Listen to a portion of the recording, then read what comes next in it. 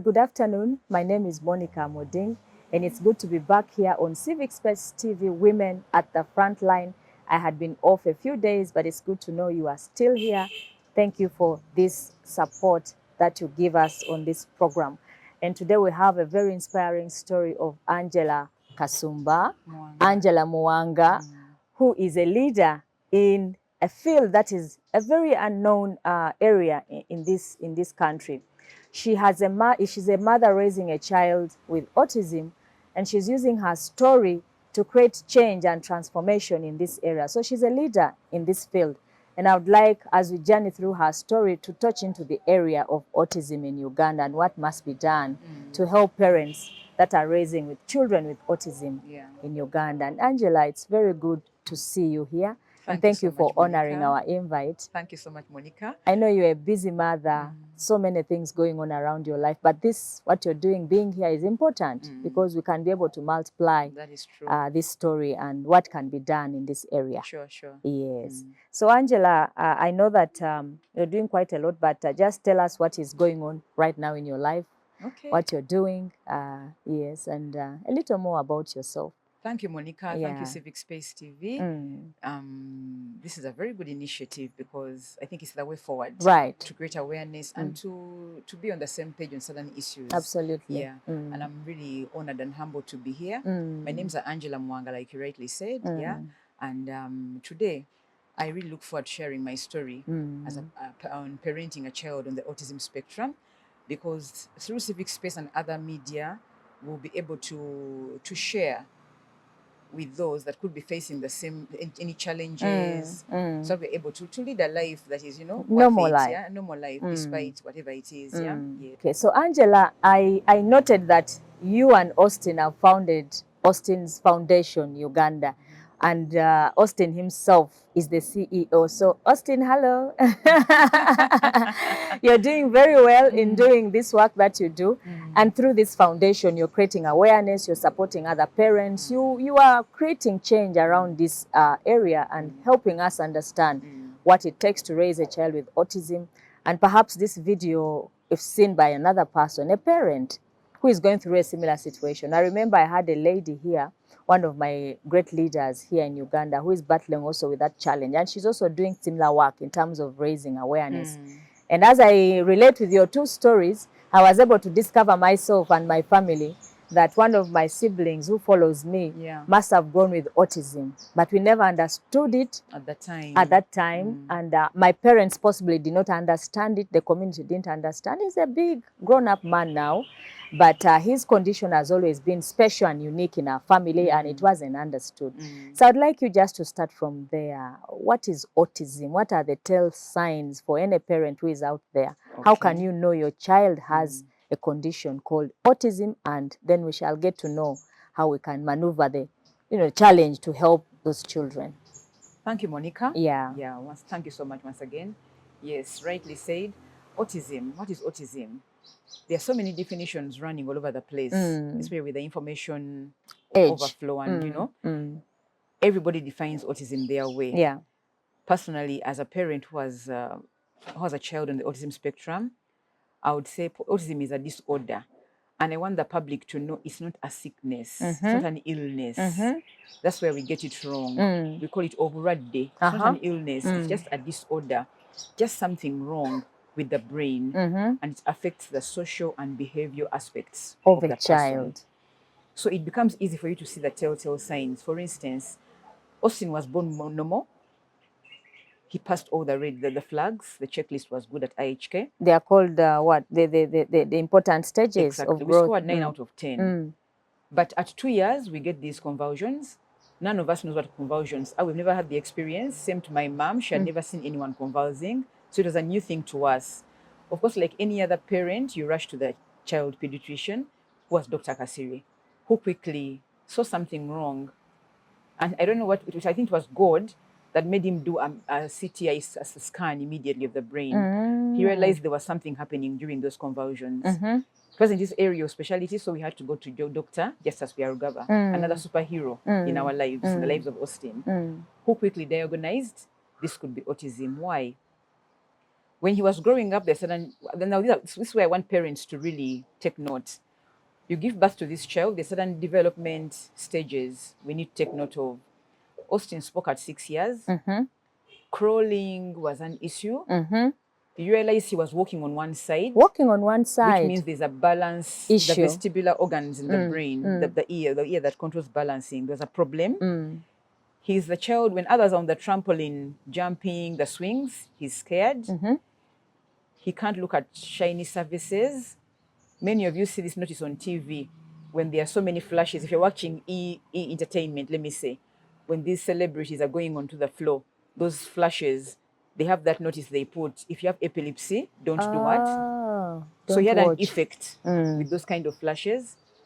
Shiny floors, the tiles, certain issues.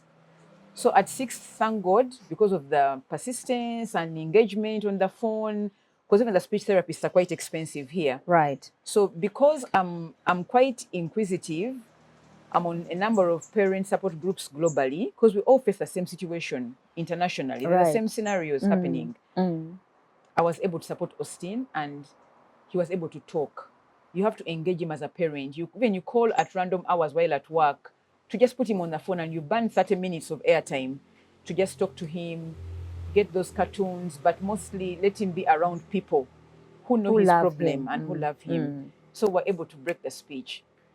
You'll find that when they're pronouncing words like window is W-I-N, he will say yindo. Y for W. If it's car, he may say motota. A T for a C. You should know certain things.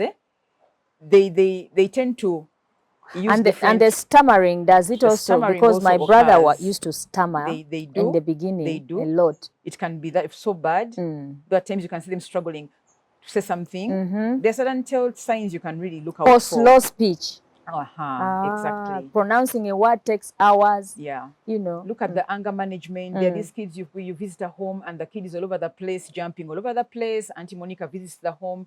She's been served with tea. The kid, they have that grabbing kind of thing. Calm down. It is okay. You get my point. Okay. Just try to understand. All right?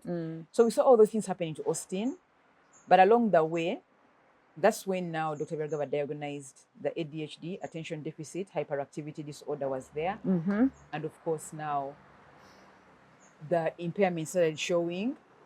While a 4-year, 5-year-old can recite the alphabet, even appreciate letter sounds, the phonics, Austin could not. We looked at the grip, the motor here. Yes. He couldn't. Even right now, at 13, as he holds the pencil, you still see a problem. He still writes letters going up the sky. Okay. So at that age, there are things a normal child a child would do in class, which he couldn't do. Okay. So what are we facing right now? We have a learning impairment, whether he can't read and write. And the milestone we made at 10 years was he was able to write his full names. At 10 Whichever years. way, but at least he could now write his full names at 10 years. So there are things you need to look out for. And that's why I encourage parents to be in the lives of these children, not to, if you can stay with the child at home, please do, to be able to witness some of these milestones. And even before that, we have all these house helps, we call them house managers now. Mothers, can we be involved in the lives to see the trends? Because these are things which come in even when a child is normal up to a particular age, and you see these things creeping in, because it's just a brain disorder. It's a brain issue. Could be trauma, could be a fall. Encourage them, the house helps at home, stay with the children. If a child has had a fall, let them tell you. One of the things you're pointing at is that it can develop at any stage. It can be born with or at another stage of the life of the child. Exactly. So, and I think when I reflect on my brother's life, the assumption was that he was beaten when he was younger, much more, and the growth environment was not good for him. Perhaps that is why, but in Austin's case, he developed it after 2 years. After 2 years, the convulsion set in unexplained, because there was really no fever to talk about. Usually it's fever that does what could spark off some of those things. It wasn't there. That's the journey we got on to. And we are thankful, Dr. Byarugaba, because of his practicing and in research, he was able to get a drug from the UK, which actually, because Austin will get up to 200 seizures a day. Wow. I have the records. Wow. 200 seizures a day. And Dr. Byarugaba says we were so lucky they were that short. because the prolonged ones have adverse effect effects on the child. So because they were so short and we were able to get the help we needed quickly, and the actual, because we were through all those drugs, I'm sure parents have given their children Tegretol, Epanutine, Epilim. We've gone to Kabamap. We've learned all those tough names, Lamotrigine, you know. So finally, Lamotrigine was ours, and the seizures ceased. Now we had to address the ADHD issue because Austin was aggressive. You call him crazy, he will pick a knife and chase you or around. A stone. Because he knows. And their brains are like a sponge. You do anything, Monica, they will grasp it. You call someone an idiot, tomorrow he's calling you the same. My sibling, when he was younger, also would stone a lot. He was aggressive they see other people at that doing time. It and it's normal to them. So for them, like I call them the life is good people. Even a car can't harm them. A car should actually wait for them to cross. That's why you see them, they're vulnerable on the road. The most missing persons you hear usually have that aspect. Yeah. They have that affinity to the road. But what I was trying to say is that we should be mindful what we do. They're a sponge. Their brain is a sponge. You call someone whatever title, they'll do the same because for them it's okay. It's okay to They them. don't have that sieve. What is stupid a bad word and what is not. What is not good. You get my point. But with time, as they grow, they learn. They learn. They learn because now he knows if I call somebody this. Wow. You get my point? Yes. And now he knows he can't call anybody something bad because of the prayer nature we're in, the praying and all those things, the spiritual bit of it. So the ADHD is very crucial. It was a very important part of it that we had to really battle about. And up to this day, we still do. But now only that now we can discuss, we can have a conversation with him. But the milestone we made here was that I realized it's not all about drugs, the prescriptions were given by the doctors. Because I took keen interest in that and the support groups I'm on globally, I had to take the behavior approach. Whenever he would do anything wrong, sit down with him, try to watch what has triggered this. What is the problem? You know? Because there's always a trigger of something. A particular way he communicates. He may want something, you don't give it to him, and then the outburst will come. So this helped us also draw a middle line between behavior and the issue. Because usually autistic children take advantage. I want you to walk us step by step, Angela, because everything you talk is important and we need to put Simba wakati yao. So the general question I want you to address, because it seems you've been so engaged and involved in the life of Austin and you've been able to know and understand many of the things. I would like us to walk us through the journey of an autistic child. What are the specific needs they have or the challenges they have? And as you raise those challenges, of course, how have you dealt with them? What do they need? So they have specific needs to be able to develop properly in those milestones. So from age 2 to where he is, what are the specific needs that he has exhibited and challenges? And how have you been able to walk through and address those challenges? I think it's important. Okay. Yes. One of the needs these children have is to be understood. First. To be understood. Because if you don't understand them, then there will be breakdown in the relationship. And if there's a breakdown in the relationship, this will trigger all the other aspects on the spectrum. The anger, the depression, anxiety, the stress at that age. Okay. So the first need they have is to be understood. And to be understood means you also have to have an understanding of what's going on. By living with this child, getting exposure and knowing more about whatever is going on, so that you're able to do what? To live together. Right. Without that, you can't. And understanding the child means you have to be supportive. Love is very important. You get my point? These children face a lot of rejection. They face a lot of false accusation. They're always left behind. Right. One family I visited called one of their children, I have 2.5 children. They are the halves you hear. You get my point? So that's some of the kids you hear, you see chained in the backyard. Because the parents can't address the anger and aggression, so they'd rather chain the child away from the people. Exactly, from the people. Another challenge they have comes to education. You get my point? Education. Unfortunately, we don't have the facilities here. If they are there, they are also trying and grappling and doing their best to whatever their best. That comes back to the teacher training for this kind of... I cannot imagine how my mother struggled to find a school where my brother would go to all her life and she was not able to. Yeah. So he was not able to get, because he would not fit in the deaf and blind. He would not fit in the children who are disabled Yes, per se. exactly. So every time he was taken to schools with children with disabilities, he couldn't fit somehow because he was able to speak. He has all the other faculties working. Exactly. So he was not fitting in this particular environment just because of of disability. some small thing. So it was difficult to find a school for him. And that's why I He call couldn't go through I call the school. Austins the hidden faces. Austin is just right. Like when you look at Austin, he's really normal. But just a few issues. We enrolled in one school I won't mention, Right. who professed that they would handle. They've had experience with the children. We got there. Austin can sit in class and the teacher will teach and he will grasp everything they are teaching. He will understand. Now, because we are set for this kind of thing that exams should be written, it's about writing, about homework.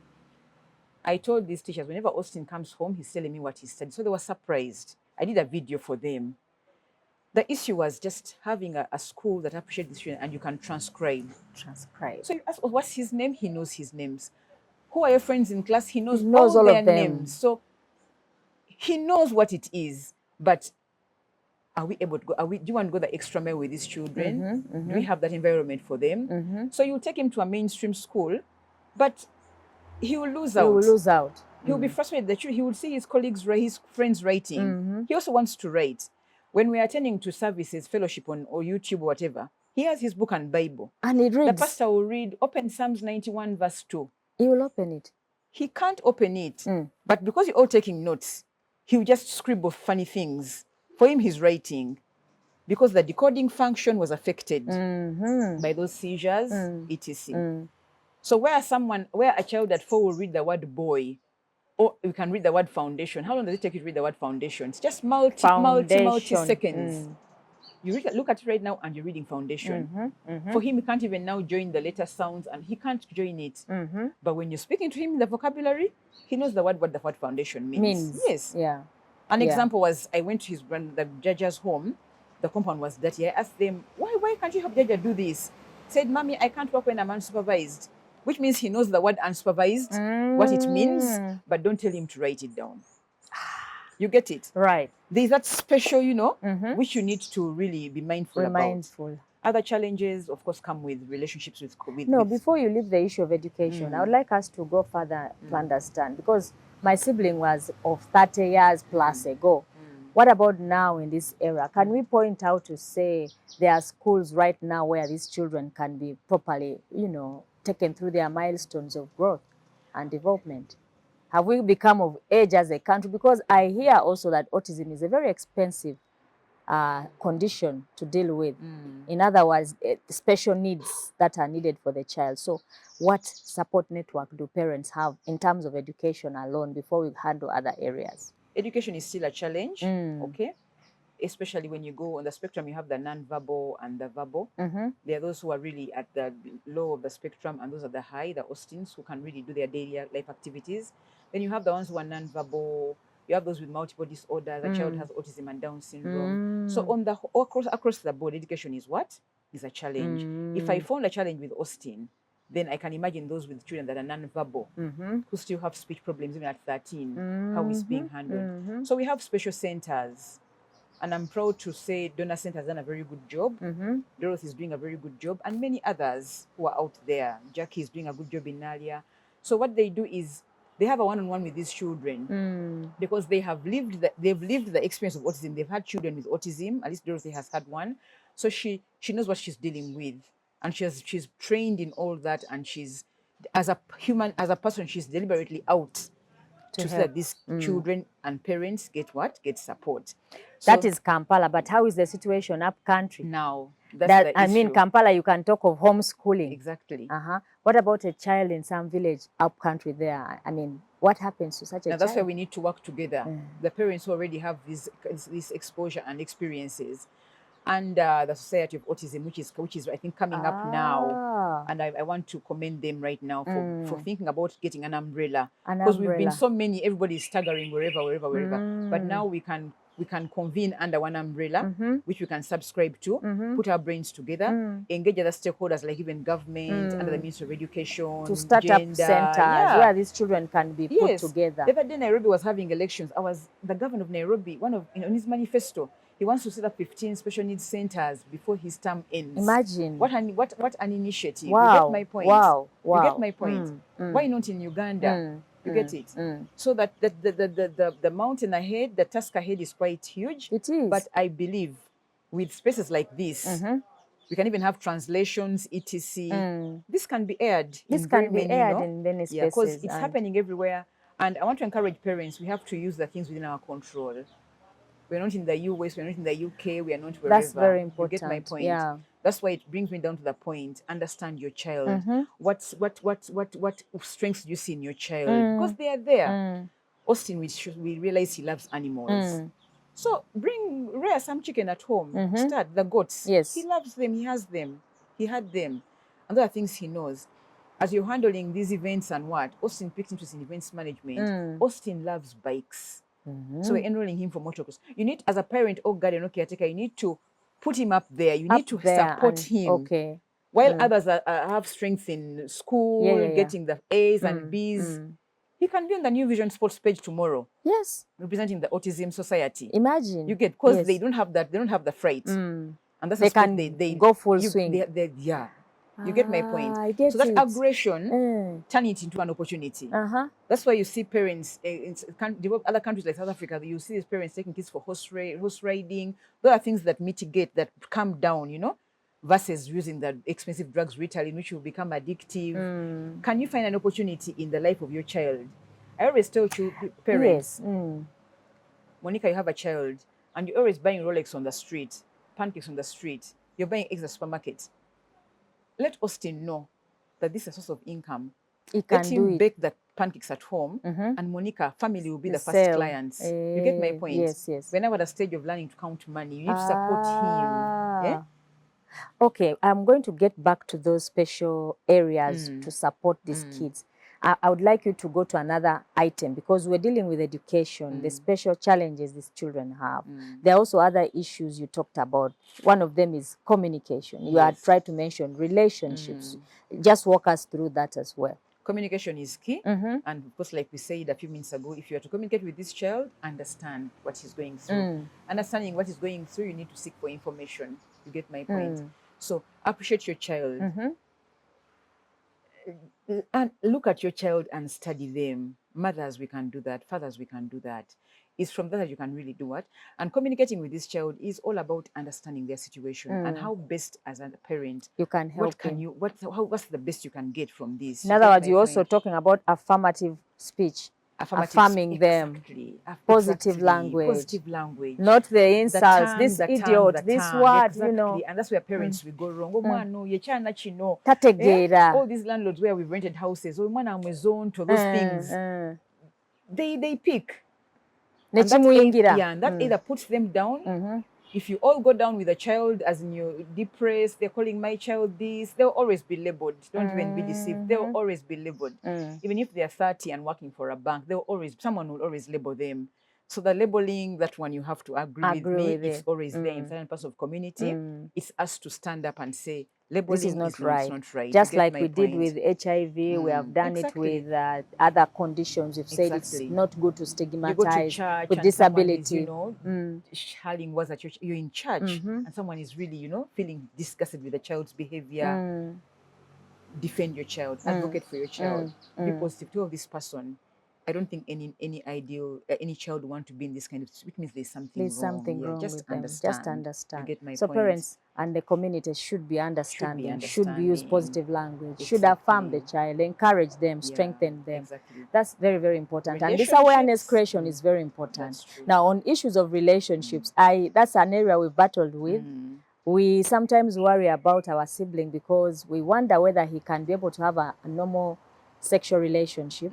Number two, we worry when he goes out to places where he's not known, that someone can take advantage of him. Yes, because he has become of age now. So how do you deal with issues of sexual health, reproductive health? Now that's another area I'm now stepping up to. Austin has made 13 this year. that means he's a teenager, and now puberty issues start coming in. Mommy, I was told my voice is going to become deep. Yes, it will become deep. Mommy, I'm getting pubic hair. Yes, he knows he has to shave, etc. But that is, you have to support him. And that's the advantage now with the verbal Communication. autistic, the children on the spectrum. Yes. You can share anything because they'll see it. Someone else will tell them. So that's another now project we are taking on, because now we are also getting in there. And I can imagine how many parents are even afraid to talk about all these things. These kids are normal. And the issue Like is that any other child, they need to be told exactly, these things. Yes. Exactly. They have their rights. They have the reproductive health also issues. You get my point? So the earlier as parents, I chose to confront them as early as possible. Okay. And we are to be having the conversation. Austin, if any, and they have a kind of likeness to the female, Gender. The gender. You get my point? So we talk. Austin, anybody touches you of the female, the opposite gender, please, not acceptable. Yeah. And he will come and tell you if an incident happened. You get my point? But it's about speaking boldly and him knowing that, yeah, I can share with mommy this. I can. Now that applies to even all the other children. You get my point? Relationships can take that angle, but also now on the side of the person parenting, you have challenges with family. I'm glad I had a supportive family. Right. So the system was very good. Yes, we had a few challenges. Of course, this challenge, appreciating this condition is a first time kind of thing. So each side, we all have to be patient with each other. With regard to community, there's a lot of shunning, there's a lot of shunning. It is there. Then there are so many myths around autism and all those mental neuro disorders, where people rush to the witchcraft aspect. Absolutely. That is the first point of... Exactly. I have to use the local languages to really bring out the point. Take the child to their maybe paternal side, etc. So that the ancestral winds. Oh, it's a spiritual matter. And you get all this advice, people. But what is the right thing? Medication. There's medication. There's medication. But there's also the positive social aspect. Yeah, and the spiritual, depending on where you fall. You get my point? To get the strength to move on with this. Relationships on the side of the parents, you find that it has brought about family separation in homes. The gender violence aspect comes in. Let's not forget that. And that can be emotional and can be physical. But the emotion is at the height in this thing. Yeah. The number of calls you get for parents to be cancelled. Doctors call you who know you've gone through this to cancel certain parents. Where, I'm sorry, a father has said, abandoned. I don't give birth to children. You get my point? Yes. And abandoned. Now, when they go to another relationship, they actually get two more of that kind. You get my point? So we ask, is it genetic? Is it what? Question marks there. So there's a lot of family breakdown is there. It has led to, the communication breakdown is there. Now, where you have seen those who want to move on to other relationships find it hard, because personally, any man I had to get involved in a relationship, because I could still have one, the card was very clear. It was very clear. You've seen Austin. You've seen Austin. Are you able to take care on? Of him? You get my point. That was very important to me. Unfortunately, I thank God someone was able to do that. Of course, the questions that run through our minds are that, with all those challenges, as a mother taking care of this child, how has your daily routine changed? How have you managed your personal, some of the milestones you can celebrate and say, I was able to do this, I did the other, to be able to survive and also manage and help Austin grow. Like any mother, I've been a banker all my life. Imagine. My last appointment was with one of those big banks, and you asked, how does it affect your daily routine? Yeah. I had to choose. Because every morning as you leave home. You left him with someone. My mom was very supportive. And my mom and dad. You leave him home with mommy. As you approach the roundabout near the bypass, oh, please come back. The conversion is back. That means you can't report early to work. You can't report early to work. That's an excuse you have to give your supervisor every day. All the time. But remember, they've recruited you knowing you have this special child. And they say, we shall stand with you, walk with you. But unfortunately, guys, things turn around. The tables turn. You get my point? Yeah. And you've got to deal with it. You have to deal with it. Because for them, much as they pledged, I think that I don't know what happens to the pledges along the way. I had to choose. between the million check And or with the Austin. life of the child. I can replace a job. Mm-hmm. I can go into tomato planting and Yeah, everything yeah. with my papers, Mm-hmm. but I won't get another Austin. Mm-hmm. So I had to choose to leave. That's how disruptive it can be. Mm-hmm. You also now limit on the groups the groups you're with. The social activities Yeah, because you engage. now someone says, Angela, Monica, we have a party. Please, let's go Can on. you come? Mm-hmm. But I have to come with Austin. No, leave him behind because he'll disrupt. And I tell them, guys, terms and conditions apply. If Austin can't come for the party I and can't other make children it. can come, then please. And you see who wants me to come for the party Yeah, anyway, right. so I can't make it. So you come to Austin's home, terms and conditions apply. Apply. You get my point? Because we create awareness that way, so that you're able to know and come to learn. You get it? So it's quite disruptive in a way. So I end up leaving that social network, exactly, the employment, and now saying, what have I learned all through my working life?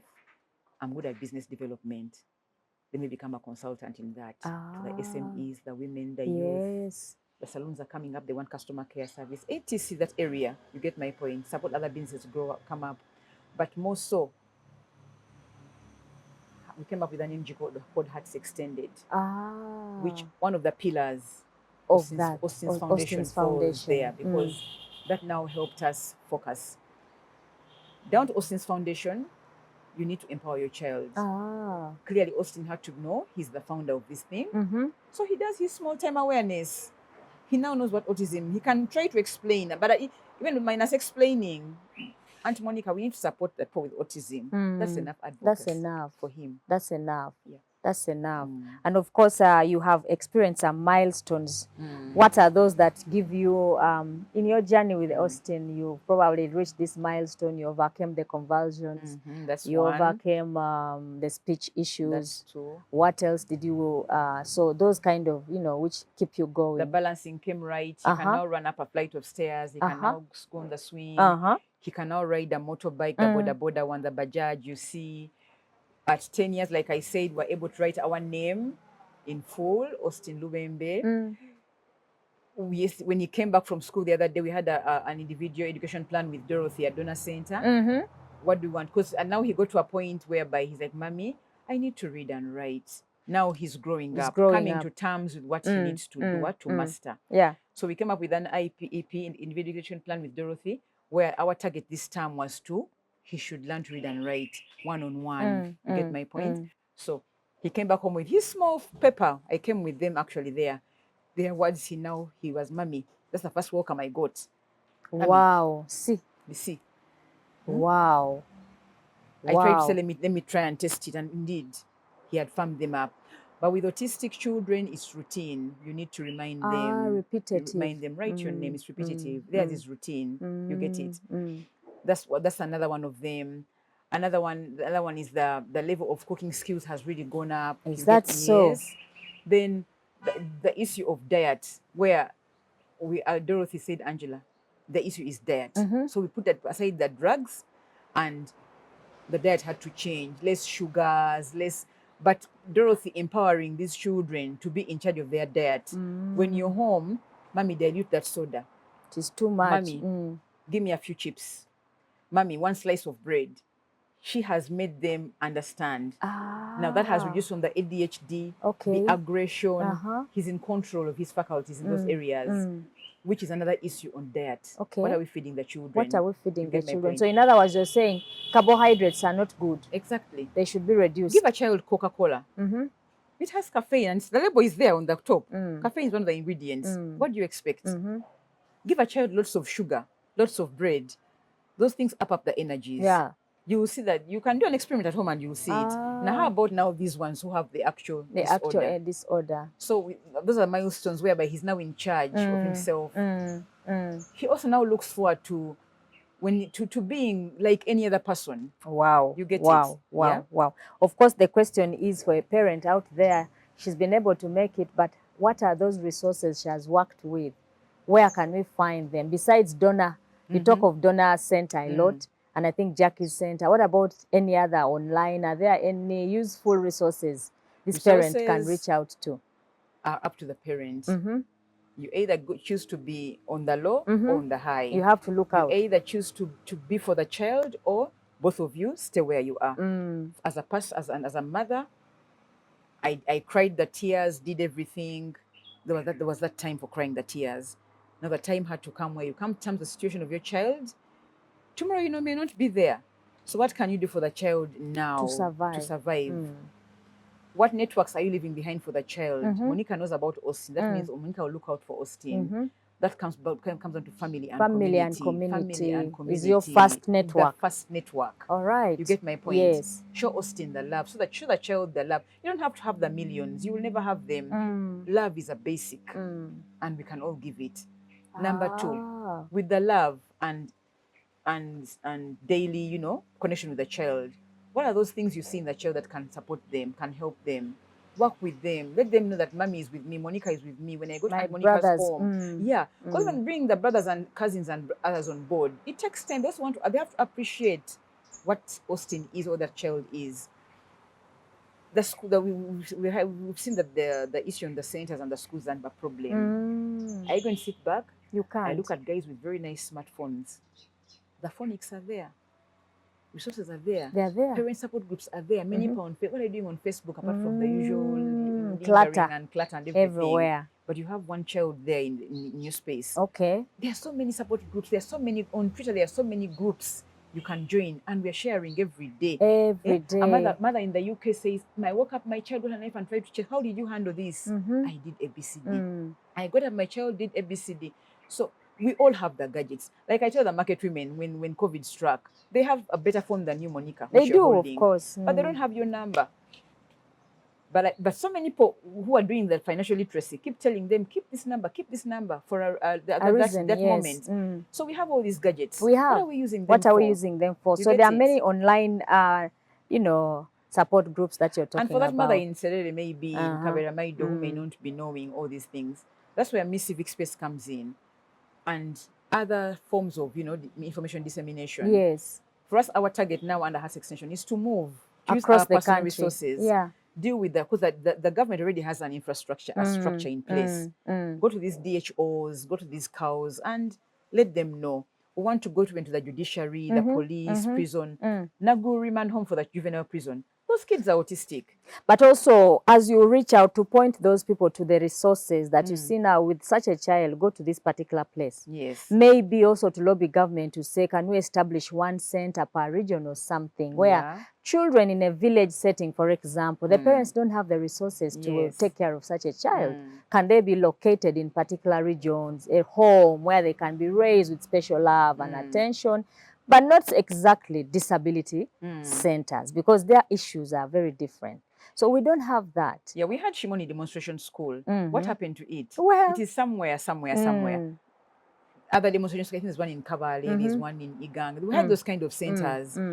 But I always encourage government, and I would love to, we want to have to work with them, and it's never too late to advise. We have these, the models we are doing, the UPE and all those things. We have those government schools.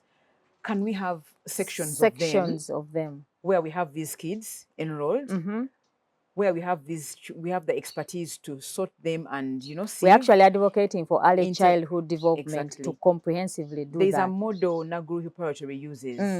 It's a simple model they can borrow from. They have a section for the specials and the mainstream. But as they study the special needs cluster of children, they see now Austin can has now a special integrate. need.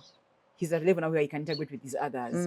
But still, when he goes to this mainstream, there is somebody there with the expertise to still take care of him and identify. Because UNEB now has the examination that's a center for UNEB. They can do transcribing or whatever. You don't have to be a pen and paper person. You get it? So for government to even be very easy for them to integrate that. The issue maybe would be on skilling now, the existing workforce they have. Not even bring on board others, but skilling the existing workforce they have, using our Chambogo, the center, and having a part of the school enrolling those children, and another. Then maybe you have the special ones, the blind, the deaf, which are those are already set up. But now for these neuro disorder issues, where a child can actually comprehend, but has some few learning impairments. So you're talking of 3 issues. You're talking of schools in terms of having the schools mainstream these issues. And I guess that as your team that are creating change in this area, you need to work together with people that are advocating for early childhood development. In other words, early childhood development, the children below 6 years, those who are not in the urban setting, who cannot afford to go to primary, pre-primary schools, children, it has been observed that it's very, very critical. It has a very high return for countries, for families, and even the economy. And therefore, if they are mainstreamed like UPE, a section of pre-primary in every school, then it will be able to identify so that children's learning is monitored. And Austins cases are identified early, and also then having special teachers who can identify those, children at all the stages, pre-primary, the next stage of primary, and then you mean the vocational also. There should be specially trained personnel and staff who can be able to identify. And who have the heart and who have time. the heart Yeah. and the time. Yeah, because now we tend to put money before everything, So who have even that compassion. Right. Yeah. It's a long way coming. I know we are far from We it. shall get there. But I'm happy about the Society for Autism Uganda. Right. That setup. I'm happy it is on. It is on. Yeah. We had the Autism Awareness Day, and I'm happy they spearheaded it, and the number of people who are under it. So if we all now come together, those things are really I would love to achievable. come and join and be a champion in the area. And I think because of my own sibling, I would love to really support my mother and That say is good. we're able to do something because of Andrew. And now there's a lot of support in the country. And I think it's a lot of work. Yeah. There's a lot of work. So I want to commend you on that. I want to also ask you one last question in terms of your hopes, because many parents who have these kids, they have hopes for them. They have dreams, they have visions. Like any other parent, you look at your child, you're like, this one can make a good business person. This one will be a lawyer, I guess. This one can be an accountant. So you identify those skills early. So what are the skills you've identified in him? What are your hopes and dreams for Austin? My hopes and dreams, Yeah. from what I've identified now at 13, Austin is a farmer. Right. And because he loves the animals. He He has loves reared the animals. goats. He knows who a vet doctor is. He knows where the food should be gotten. Me having seen a goat producing, he has already seen one. Wow. I see his strength in Austin events management. He can articulate for you the Angella function very well. Because when he's in these meetings, this per holding, I think there is that special bit where he tries to follow and learn. Okay. Then of course the sports aspect. Sports? Yeah. Motocross, wait for us, we are coming. Wow. Yeah. Wow. Garuga, we shall be on those lanes. Wow. with Austin. And I guess what you should emphasize to a parent is to identify those skills early. Exactly. I want to share my own experience because I've been raising my own sibling in many ways. He loves farming, as you say. He likes keeping chicken. He likes keeping rabbits. He's a good farmer. He can do animals, I guess, well. He does home chores quite well. And I guess, like you noted earlier, repetitive chores, they can master them very well. Yes. So he has a schedule of things that he does every day, and he does them perfectly better than any other person at home. So I think you could emphasize that area, identifying those skills and preparing them in that direction of skills, also gauging their level of understanding at that level. Number one, families, communities, let's love these children and persons because they're now growing into even adults. Right. Number two, love them, understand them, but most of all, let's support each other in getting to know what all this is all about. That means we have to have these parent support groups starting now. Next in line, watch the child. Purpose to be in the life of the child. These schedules we have, I'm running to the bank, I'm looking for this money. You'll have a price career to women pay. we are You will at have, it. there's a price to pay. And unfortunately, it will be your child to pay the price. Right. Tomorrow you drop dead 6 feet under. The child, you've left the child back up here. Those are the realities of life. Spend time with the child. Spend time with the child when he's relating with others. What are the areas of interest? Let me tell you, whether you're in Kabera Maido, whether you're in whatever, In Nadia, Kumi. whatever Kumi, if you don't get personally involved in the child's life to see what areas of skill they have and turn them into income generating opportunities, because ideally the child has to grow and fend for themselves. You talked about the chicken and rabbits for your brother. The direction should be income. Income. The pancakes you're buying on the street with this for this child, the Rolex you're buying for the child, the chips you're buying at KFC and everything. Come home, buy the gadgets. Austin, we're doing this project together. I'm your business partner. The cakes you're buying from somewhere, the cupcakes and muffins. Come home, purpose. Now, even if I'm in Kaberamaido, where I have to do the pancakes, I have to do the Rolex and the chips, make the project yours and the child. So that you focus them. At the end of the day, it's income.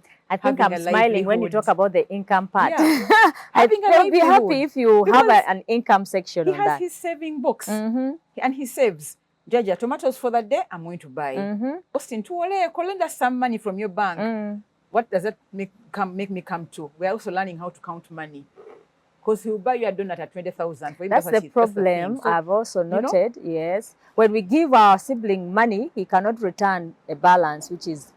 So because we didn't know it was autism. So now, those are the classes we have. Where others are doing science and etc., we have our special curriculum, which we have to do it, to enable them at the end of the day, given our economy, our nature setting here, what are the low-hanging, what are the quick wins for the child? They are there. Whether you're in which setting, it's about us sharing this information, encouraging each other as parents, and love. To me, love, and the spiritual part of it, and thanking God for the child. Because I know. we have been blessed through Austin. I get most of my blessings through him. So why should I continue crying? Complaining. The sad moments are there. Yeah. You as a mother, you feel, you're like, oh my God, my Austin. But the goods are more than the bad. Outweigh the, You've been a blessing, Angela, with this particular section of interview, because you are trying to open our eyes on a condition that society has not really understood. If there is understanding now, it is just beginning. I have shared you my personal experience that we grew up with our sibling and we couldn't understand it. Our own parents didn't know what the condition was. We thought he was disabled, but he's not. He doesn't fit in the other, of people who are disabled, clearly. And so I think what you're doing here is very important, and I would like to encourage you to reach out through that society, engage as many people and as wide as you can as a country, because there are so many parents out there. I don't even know if you know the statistics yet of the numbers of autism in the country. But that's very important so that we can be able to support the communities. And until parents and communities know about what the condition is. Right. When you both that does the statistics and everything, whenever they go to with those questionnaires, even if they have an autistic child, they cannot they won't tell. mention They because won't. they don't know. They don't know. So what we have to do now is to air out on all UBC, everything, this kind of whatever, create awareness, that even you both can get the right statistics of some of these things, so that the government can even plan better. Because I guess the numbers we have are really, they think they are small, but because maybe they are mainstreamed in the disability movement as well, and yet they could be deciphered and addressed specifically. You have done us well. We have got to go. I want to thank you so much. I think we should have you another time, because this issue, we are just beginning in terms of creating awareness for it. And so as I have encouraged you, encourage others. Yes. So that we can blow up the matter. That is true. So that parents can know what it is and support children. You are indeed a lifesaver and a life changer, a leader in this area. And I hope that God strengthens you and gives you more, strength and courage with Austin. We're not giving up yet. And of course, Austin, who is doing in a lot of work in the background to push this forward. We're not giving up yet as parents. And we're here to encourage each other. We're here to encourage each other anytime. Anytime. So we'll, in case you need a contact, you are free to reach out with our different media platforms. You can reach out to us, and if you want to reach out to Angela and the teams that are behind the movement on autism in Uganda and seeing how to support parents. There's a lot of support that you can get. And so for any parent, family having this kind of situation, please don't die quietly and silently. Help one another. As Angela said, reach out. There's a lot of support. So I'd like to say bye from here and hope that you can reach out, you can engage and support another person. Thank you so much for coming, Angela. Thank you so much, Monica, for hosting. And shalom to our people out there.